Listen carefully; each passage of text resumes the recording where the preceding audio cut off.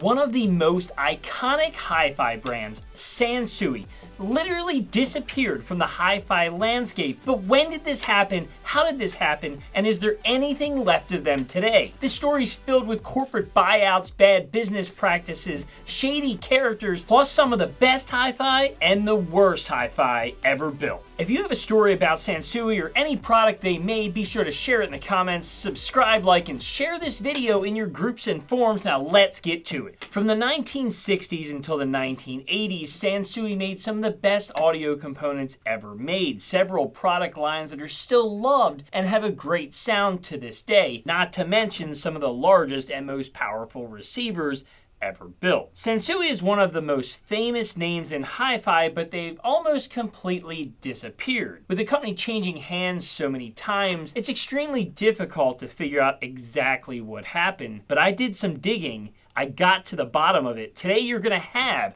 all your questions answered about Sansui and see a lot of the best hi-fi ever made during this journey.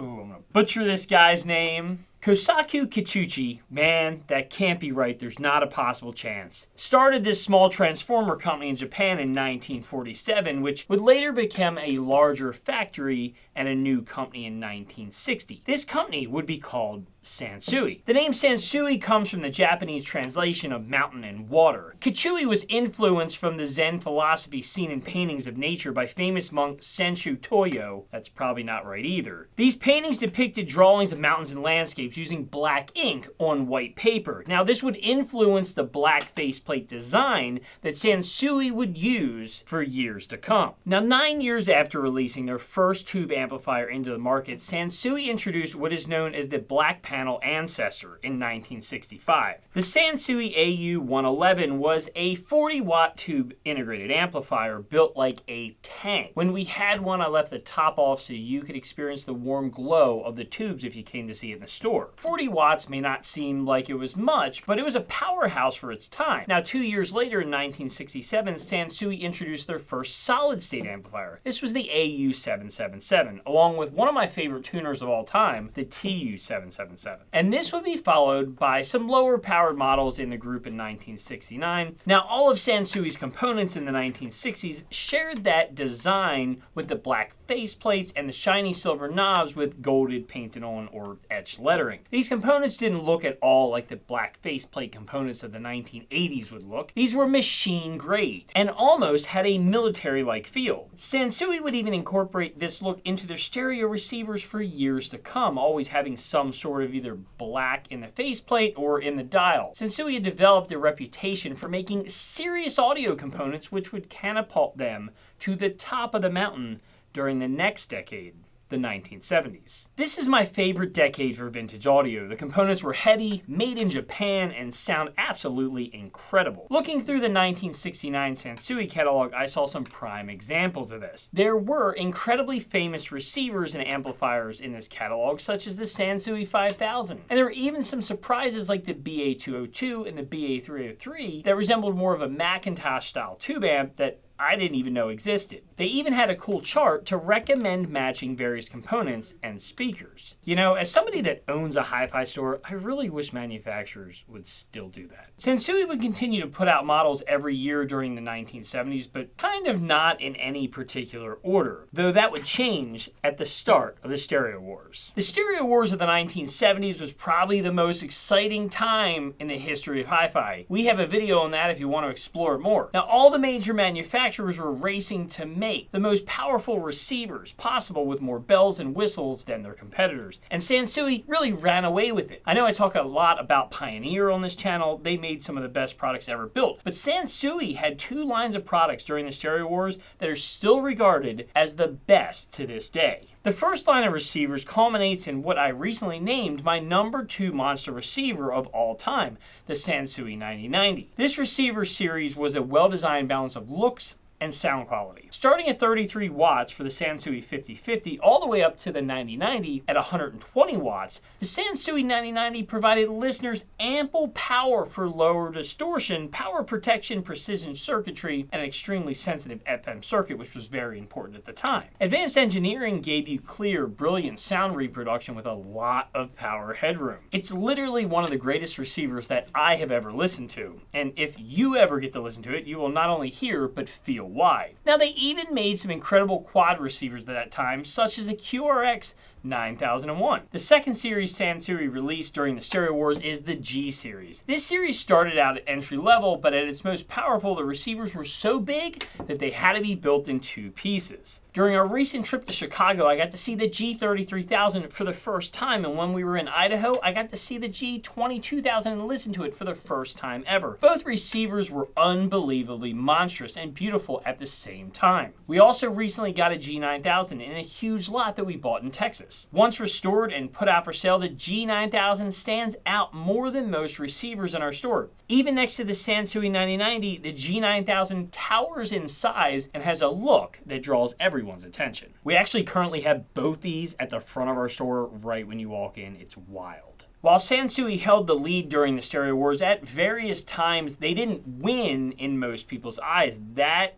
distinction went to techniques. But the G8000, the G9000, the G22000, and the G33000 turned out to be some of the rarest hi-fi components of all time. Not to mention, Sansui during this time was still making their black faceplate AU components, including the professional series, which included the AU11000, the AU9900, and the TU9900, which I believe we have some being restored as we speak. There was also the definition series. This consisted of the BA5000 and BA3000 amplifier, the CA3000 preamp, and the AU20000 integrated amp. I got to see a few of those in Idaho as well. The 1970s, not that I was there, was the hi-fi boom, and one of the best times to get some of the greatest stereo components ever made. And Sansui would carry that into the early 1980s, but the company wouldn't be the same by the time that decade was up. Now, going into this new decade where the industry as a whole was moving to more digital, futuristic products, Sansui had its share of problems. 1 year earlier in 1979, the Japanese yen skyrocketed 38%.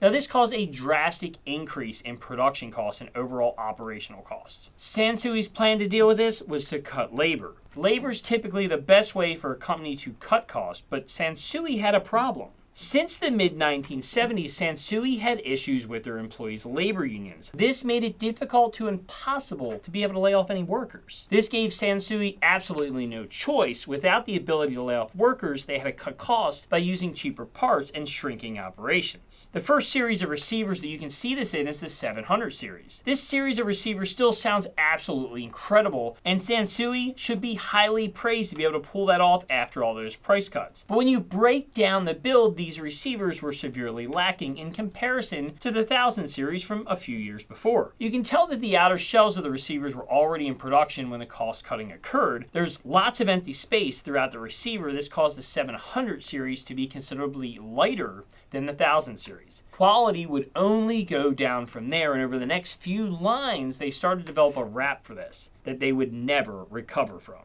They even tried to change their logo and completely rebrand in 1987. This problem would only get worse at the end of the decade when once again yen would increase, this time 218%. Sales were declining since the mid-80s, losing out to Sony, Pioneer, and Techniques. These factors would cause the company to drop to 100 million in sales by 1988 with a net loss of over 50 million. Now you're talking a net loss in 1988 of 50 million, and that's not good. With sales declining in profits more than in the tank, Sansui was on the brink. They needed to sell, and they needed to do it fast. Sansui negotiated with over 20 Japanese, South Korean, and European electronics companies, finally settling on a company that wasn't into electronics at all. In fact, they owned Del Monte, which they recently purchased for $875 million. That's right, they had the market share on bananas, pineapples, and now electronics. That company was Polypek. Polypek was a shell company owned by Asil Nadir. They were a lot like Massimo is today, who owns Sound United and several other brands under that umbrella. Brands such as Denon, Marantz, Class A, Polk, Definitive Technology, Boston Acoustics, and Bowers & Wilkins. Massimo operates almost exactly like Polypek did, with their only goal being to drive up long-term value for their stockholders, no matter what products they sell. They also want to turn millions of home sound systems into health hubs, but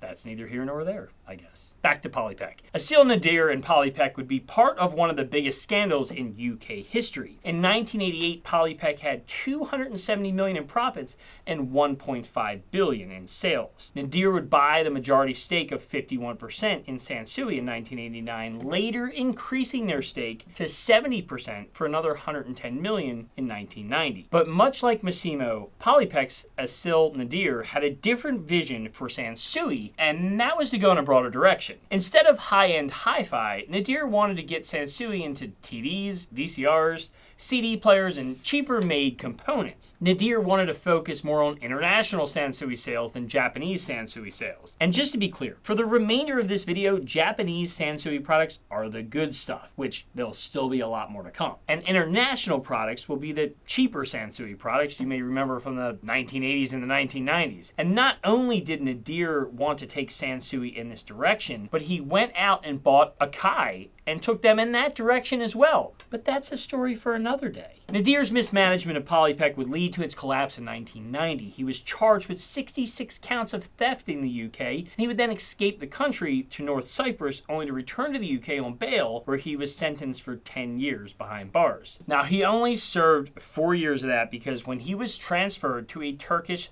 prison, you don't know how many takes that took, he was literally released the next day. Now, moving past Polypek into the 1990s, some like to call those Polypek years the Sansui years. That's when Sansui changed the mass market products and sold internationally. But let's get back into the 90s, where there are still some great made-in-Japan Sansui products that are also extremely rare. So the first release from Sansui in the 90s was the AU907 in 1994. 95 saw the release of the AU-AL907, the 707, and the 607, a whole three-piece line. Then in 1997, we saw the release of the AU-AL607 NRA and the 707 NRA. And that takes us to the final year of Japanese Sansui production, 1999. And this was actually packed with new releases, including the AU-Alpha 607 MOS, with only 1,000 of those made. And then, the best one ever, I think. This is the final product Sansui ever made. The AU-111 was re-released as an anniversary edition, nicknamed the Vintage 1999. So this was Sansui's very first integrated tube amp, re-released as a integrated tube amp in 99. Wild stuff. Now, another cool thing to note here, which I skipped over, was that in 1997, Sansui was actually sold again, but this time to the same parent company that owned Nakamichi. No longer making hi-fi after the early 2000s, where is Sansui today? The name's been sold back and forth over the past 30 years, with all of their great hi-fi in the rearview mirror. Only the name remains, which just so happened to be owned by a company in India. The new Sansui makes TVs, washing machines, refrigerators, air conditioners, and party speakers. I actually even saw some of the TVs available at Walmart.com. See, you can still buy Sansui products new in 2023. And for Sansui's new slogan, Sansui, founded in Japan, made for India.